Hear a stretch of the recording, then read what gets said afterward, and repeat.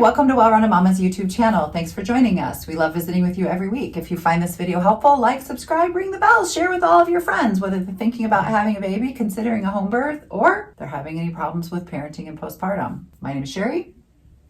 I'm Tori. And we are both midwives in the Las Vegas area. Today's video, we are talking all about reasons why you wouldn't have a home birth, or reasons that aren't good reasons to have a home birth. We've been thinking a lot about it because COVID has brought a different change in clientele. Yeah. And so we've been thinking a little bit about that. How do we emotionally prepare individuals for having a home birth? And so it used to be people who were diehard home birthers would seek out a home birth midwife because they wanted to have their baby at home. And then essentially you have a midwife who is essentially assisting kind of an unassisted human who has all that faith in their body and their body's ability to birth at home and go into labor on its own and do those things.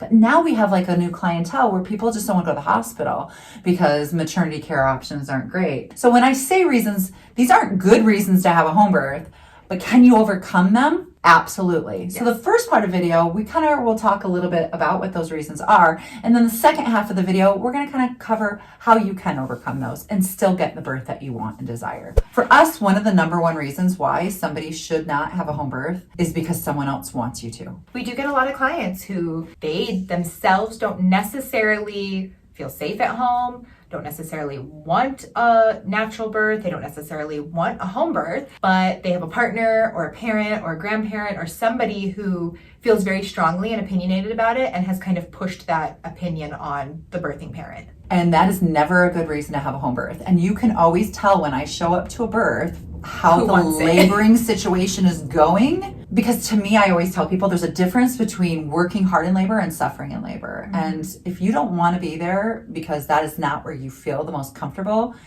your labor is going to become more about suffering than it is about actively working through what's before you. Yeah, not a great reason to have a home birth just because somebody else wants it. So the person who actually is going through the movements of physically birthing this baby that opinion, you can take into consideration what other people's thoughts are, and those are your family dynamics and your partner dynamics. But at the end of the day, there has to be a valid conversation that takes place about what your true wishes are. Otherwise, it's really difficult. So I get a lot of people coming and be like, well, you have a ton of experience down there. You've trained all these midwives, so you're just going to provide this home birth for me. And the truth is I can have confidence in your body all day long. If you don't possess it and I can't direct you or steer you, I can't change that thought process. You know, it's interesting because Tori just had somebody in her appointment be like, all midwifery care is therapy.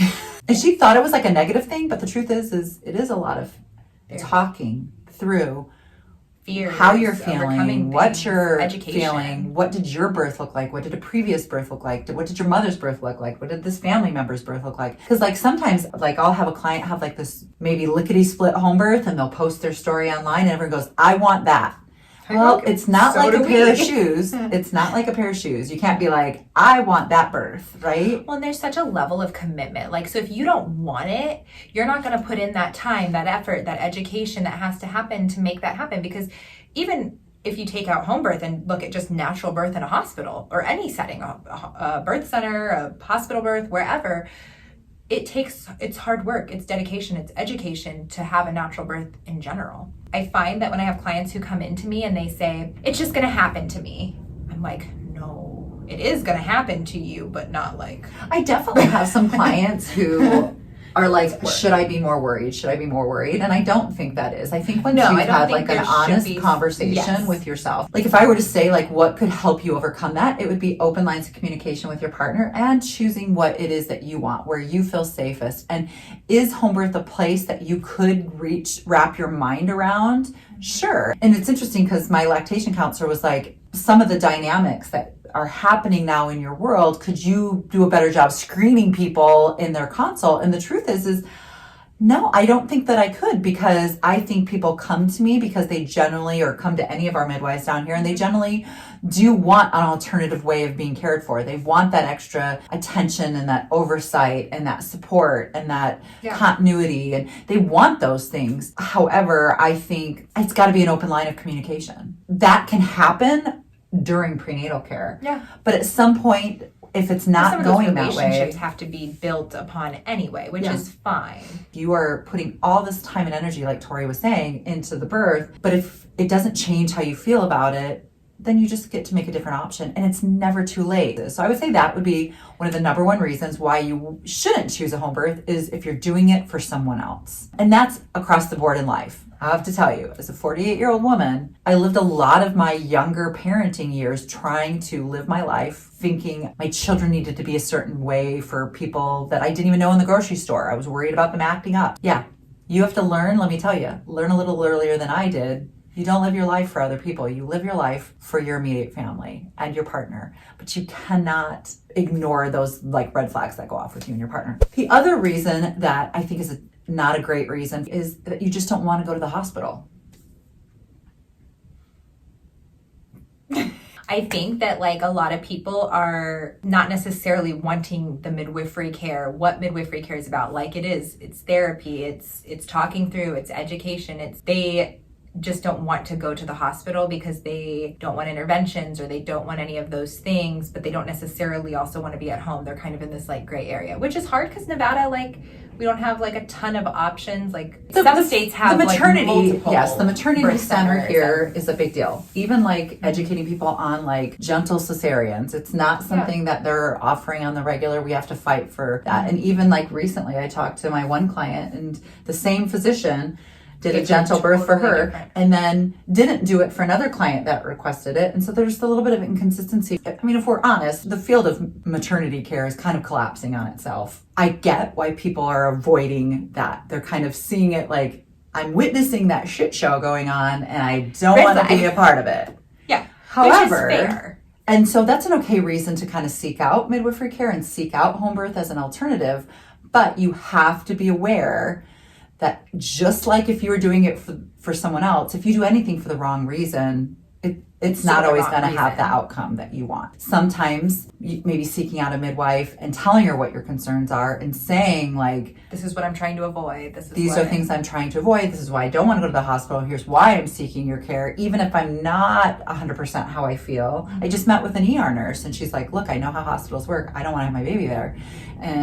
But there's going to be a lot of processing that takes place for somebody with that medical mindset to walk away from some of those medical mindsets, right? Again, it's just open lines of communication with your care provider, and don't worry about hurting your midwife's feelings.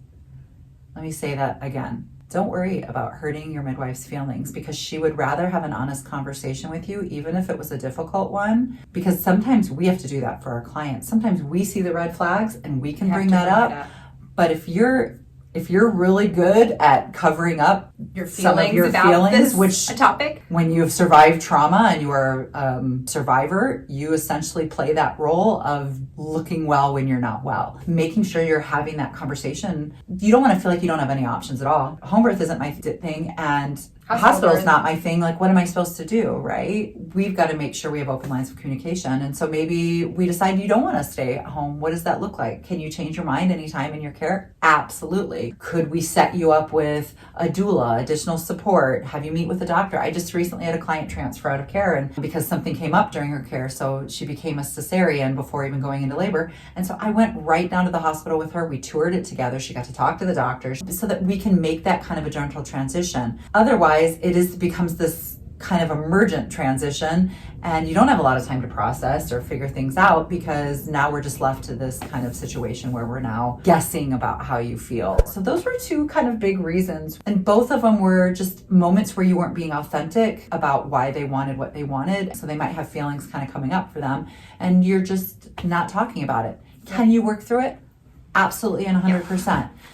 Well, and that's like the great thing. Even if you have like a spouse who is really home birth, you know, maybe you have a husband or a partner who's like, I really want a home birth for our baby, and you don't feel that way. It's okay to still consult with us, explore that, maybe take some classes, maybe ask the midwife you consult with for some resources so you can get more familiar with it and get comfortable with it, or then decide, you know what, actually this isn't a good fit for me. And same thing with the hospital situation. When you are saying, hey, I see this these interventions and these stats about maternity care in the hospital and I don't want to be a part of that, again, go to your midwife and say, these are why I'm avoiding this. What can I do to get to the place where I feel 100% comfortable with a home birth, with a natural birth, with a low intervention birth, all those things to get yourself there. It's totally doable. We love our clients. As care providers, we really struggle because we want to it's like our children, right? We just want to give you what you want. However, it doesn't really work that way, right? So there's times that our kids ask us for something and we're like, this is probably not in your best interest, but we just want to give you what you want because we want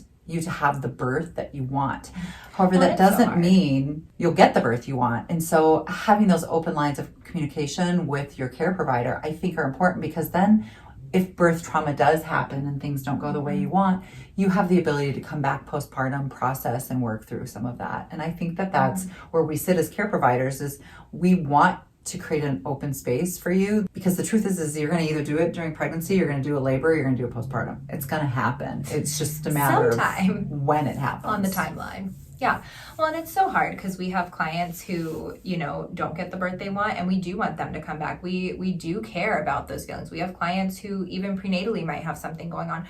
We care much more. You're not just a number to us. So that's what makes it harder for us, I think, as care providers too, is that you're not just a number.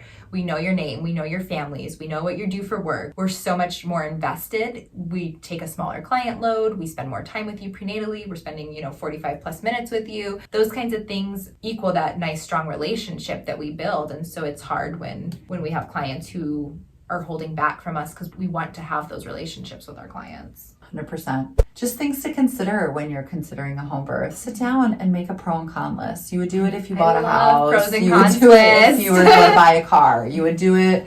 There's so many things we make pros and cons list over. Do that about your birth. Go over it with your partner, whoever you're sharing your life with, and make sure that both of your needs. We have a cute little quiz at the beginning of one of our workbooks called the Belief About Birth Quiz.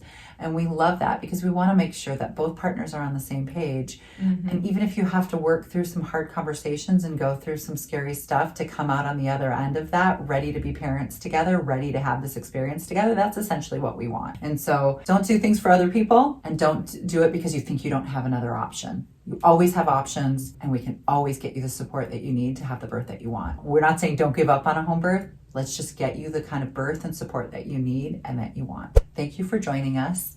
Hopefully you're getting through and surviving your holidays. See you next week. See you next week. Take two. I want one of those things. Here you go. Chop, chop. Baby shark. No. You don't want a baby shark yet? Is that a thing? Grandma shark. Because I don't have teeth yet. These are falsies. You're so stupid. I have fake teeth. Ugh, heater, fireplace. It's time. Fuzzy jacket. No, like when you sleep at night, do you need blankets on or you don't? I need a lot of blankets. Joel gets me 100 blankets. He piles me in blankets and heaters and stuff. See? I think I might be anemic. I need a blanket, so it has to be cold enough for me to need a blanket. Then stay warm if you want to stay warm and stay cold if you want to stay cold. Okay, did we close that out? I don't think we did. I think I interrupted myself. You close it? Go. I don't know what that thing is. Shoot, Thanks sorry. for joining us. We'll see you next week. Sorry, Rebecca. Can you clean that up? Sorry, editor. Chop it. Sorry, Rebecca. We got a little sidetracked.